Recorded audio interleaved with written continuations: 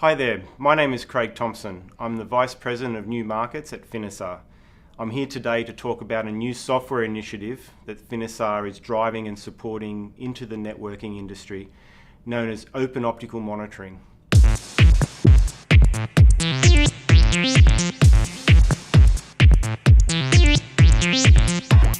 I'm here today to introduce a new software initiative known as Open Optical Monitoring, an easy-to-use, open and extensible interface or API for end users to access information on optical modules deployed in data center networks.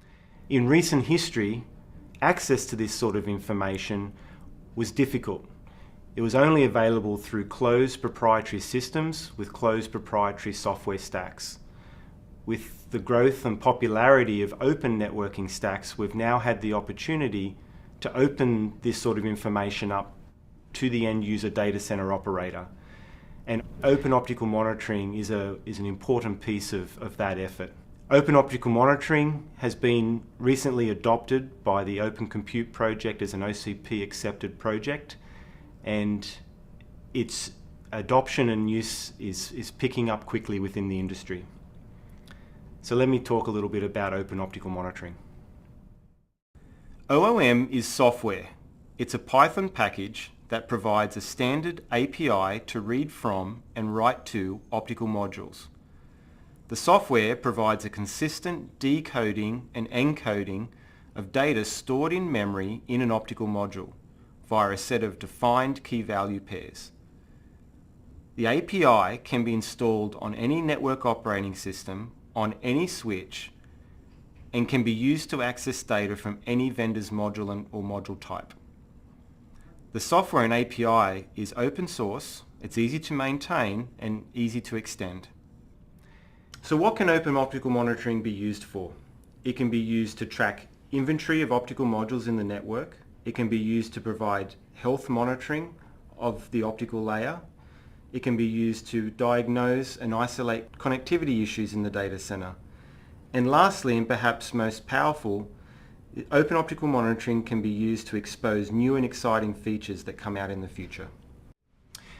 Now I'd like to show you a demonstration of open optical monitoring and some of the Finisar module features that you can access via open optical monitoring in a real-world data center implementation.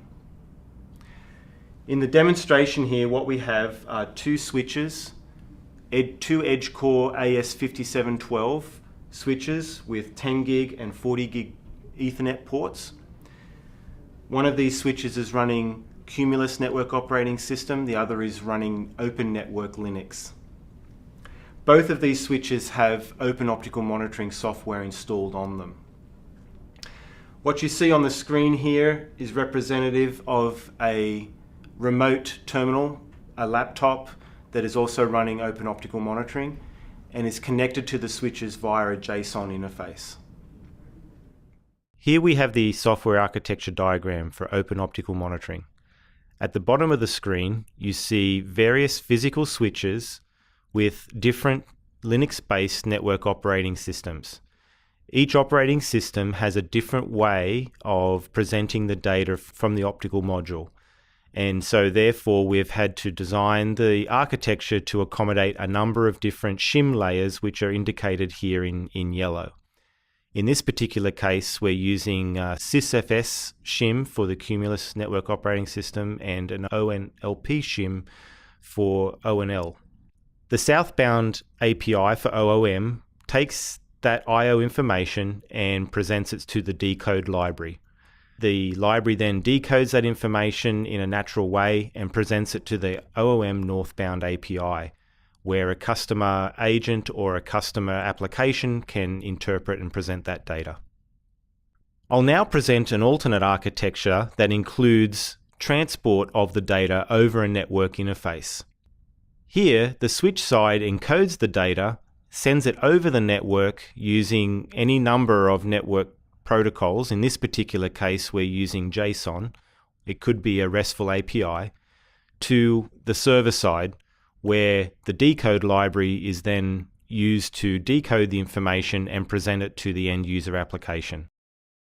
The demo starts today with an inventory of all the ports on the switch and all the modules in each port. Here we have 4 SFP Plus modules and 4 QSFP Plus modules. For this demo, we have a variety of things that we can show off by clicking on them. We'll start with how the code works. This is a 3-line Python script that executes a complete query of module data using OOM. It starts with an import of the OOM package. It then gets a list of ports, and it prints out for the port I choose, which in this case happens to be port number 44, the DOM or digital optical monitoring information.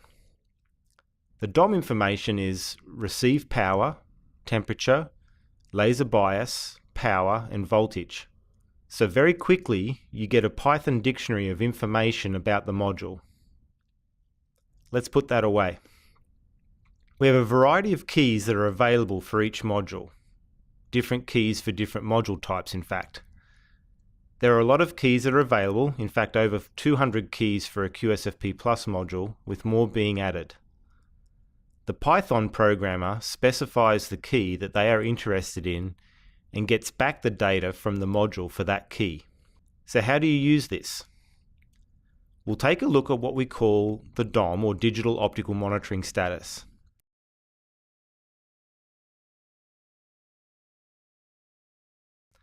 Once again, we have the temperature, voltage, laser bias, transmit and receive power. Notice that each is represented in a natural way. 29 degrees centigrade for temperature, 3.3 volts, milliamps, dBm for the power readings. These are live data being read off the module every 3 seconds or so. The module itself is also monitoring certain warnings and alarms.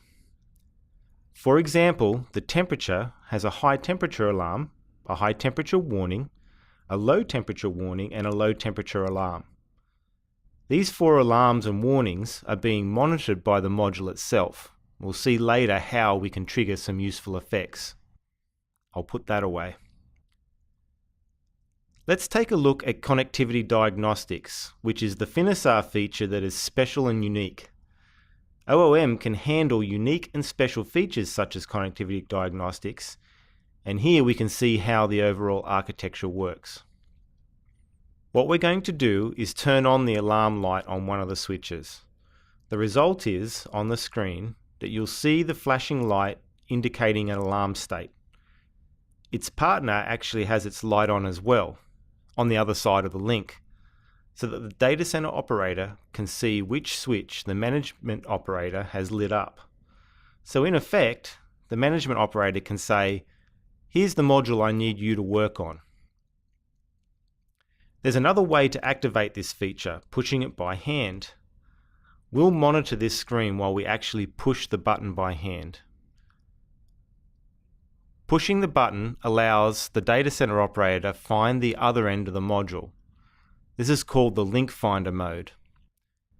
And at the management console, we can see which ones have been pushed and activated. So we'll put that away.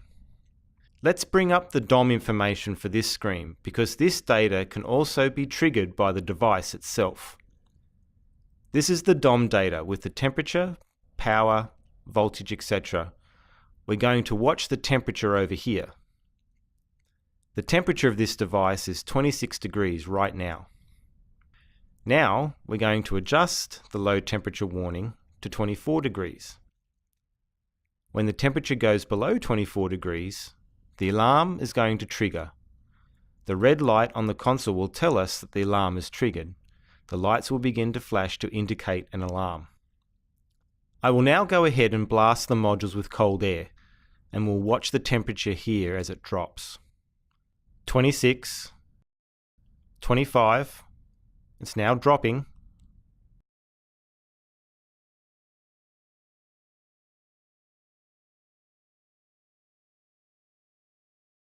24,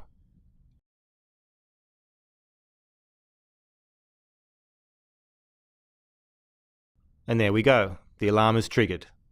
Now the light has started blinking, indicating an alarm condition. The device is reporting that there is a problem. Its partner module has a solid indicator, letting the data center operator know which link is having the problem. At the management console, the warning has been triggered and we see a red element in the warning stage. So once again, we can trigger this manually from the data center. We could trigger it through software at the management console, or it can be triggered automatically by the device when there is an alarm. Well, that concludes our overview and demonstration of open optical monitoring. We're very excited to push out this new capability into the industry. If you're interested in getting more information about open optical monitoring or Finisar products, please contact us and we'd be happy to follow up with you.